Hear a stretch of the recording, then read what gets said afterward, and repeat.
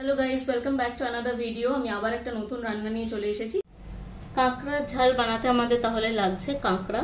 এটা 4টে বড় কাঁকড়া ছিল, সেটাকে ভালো করে পরিষ্কার করে নেওয়া হয়েছে। আর এটা রান্নাটা হবে সরষের তেলে। ফার্স্ট আমি এগুলোকে ভেজে নেব সরষের তেলে, তারপর আমি নর্মাল গ্রেভি যেটা বানাই সেটাকে বানাবো। তো গ্রেভিটা বানাতে আমাদের লাগছে 2টো টমেটো, একটা বড় সাইজের পেঁয়াজ, 7 থেকে 8 কোয়া রসুন আর 2 ইঞ্চ মতন আদা। এটা বেটে নিয়েছি।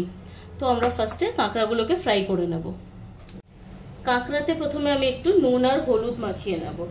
আগে ধোয়ার সময় একটু মাখানো ছিল, তাই একদম অল্প নুন মাখাবো, নাহলে নুনটা বেশি হয়ে যেতে পারে। আর একটু হলুদ।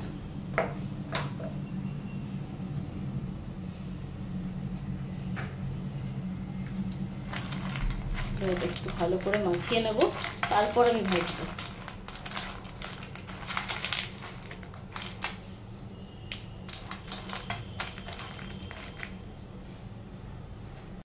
কড়াইটা আমি বসিয়ে দিয়েছি, এবার আমি এটাতে সরষের তেল দিয়ে দিচ্ছি।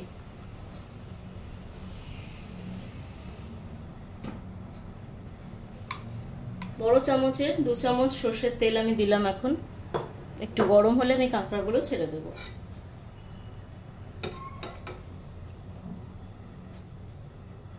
এবার আমি কাঁকড়াগুলো একে একে ছেড়ে দিচ্ছি।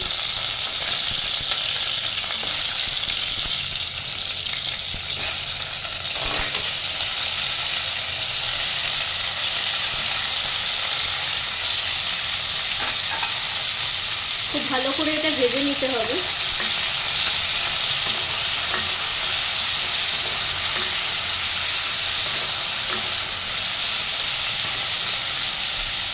কাঁকড়াটা আমার ভালো মতো ফ্রাই হয়ে গেছে। এবার আমি এটাকে উঠিয়ে রাখবো, তারপরে আমি গ্রেভিটা বানাবো। আমি কাঁকড়াটা উঠিয়ে নিচ্ছি। এরকম ভাবে ফ্রাই করবেন।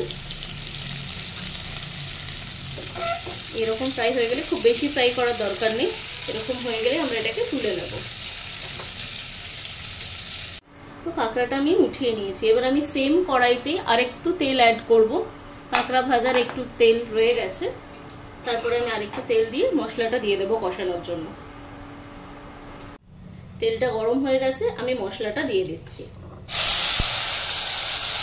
এবার ভালো করে কষিয়ে নেব।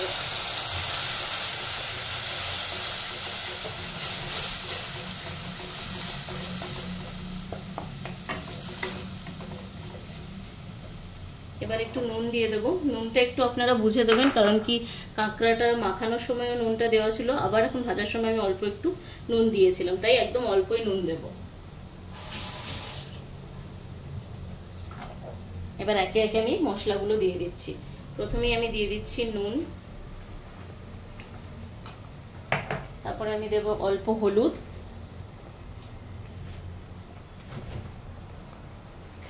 এবার আমি দিচ্ছি একটু জিরে গুঁড়ো, 1 চামচ জিরে গুঁড়ো, আর রেড চিলি পাউডার দিয়ে দেবো।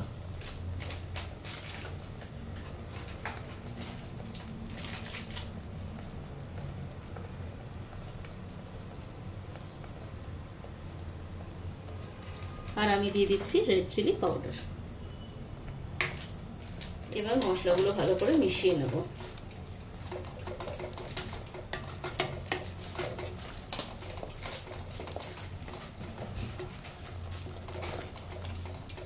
যতক্ষণ এই মশলা থেকে জল বেরোচ্ছে ততক্ষণ অবধি এটা কষাতে হবে।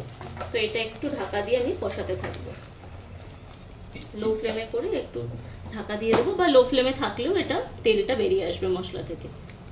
মশলাটা আমার মোটামুটি কষানো হয়ে গেছে, তেলগুলো অলমোস্ট ছেড়ে বেরিয়ে এসছে। ক্যামেরাতে আপনারা কতটা দেখতে পাচ্ছেন আমি বুঝতে পারছি না, বাট এখানে কিন্তু ছেড়ে গেছে অলরেডি। এবার আমি আর একটু 1-2 মিনিট মতন কষিয়ে নিয়ে জল দিয়ে দেবো, তারপর আমি কাঁকড়াগুলো দিয়ে দেবো। তো এখন ফ্লেমটা আমি একটু হাই করে নিলাম, দিয়ে এটাকে ভালো করে কষিয়ে নেব। ফ্লেমটা হাই করলে আপনারা কনস্ট্যান্টলি কষাতে থাকবেন, না হলে তলায় লেগে যেতে পারে।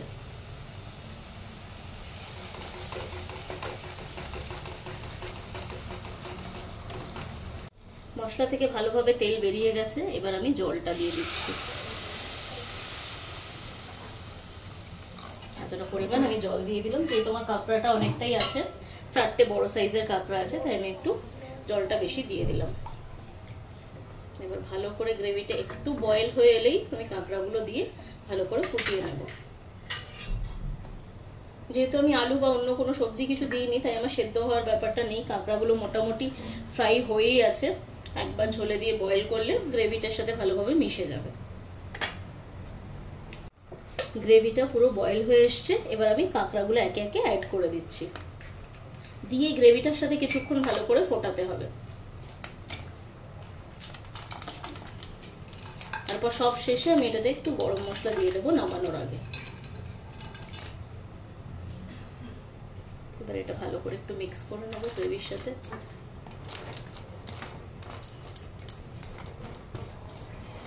এটা কিছুক্ষণ ফুটতে থাকুক। এবার আমি একটু গ্যাসের ফ্লেমটা লো করে এটা 5 থেকে 10 মিনিটের জন্য একটু ঢাকা দিয়ে দেবো। তারপরে গ্যাস অফ করে আমি একটু গরম মশলা দিয়ে নামিয়ে নেবো, তাহলে আমার ক্র্যাব কারি বা কাঁকড়ার ঝাল রেডি হয়ে যাবে। এবার আমি একটু ঢাকনাটা সরিয়ে দেখবো, আমার 5 মিনিট মতন হয়ে গেছে। দেখুন গ্রেভিটা একদম রেডি হয়ে গেছে। এবার এটা আমি অফ করে দিচ্ছি, আর ওপর থেকে একটু গরম মশলা দিয়ে দেবো, তাহলে আমার কাঁকড়ার ঝাল রেডি।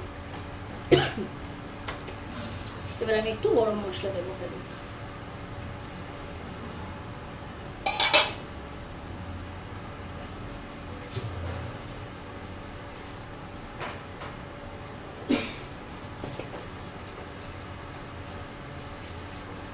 গরম মশলা দিয়ে দিলাম অল্প,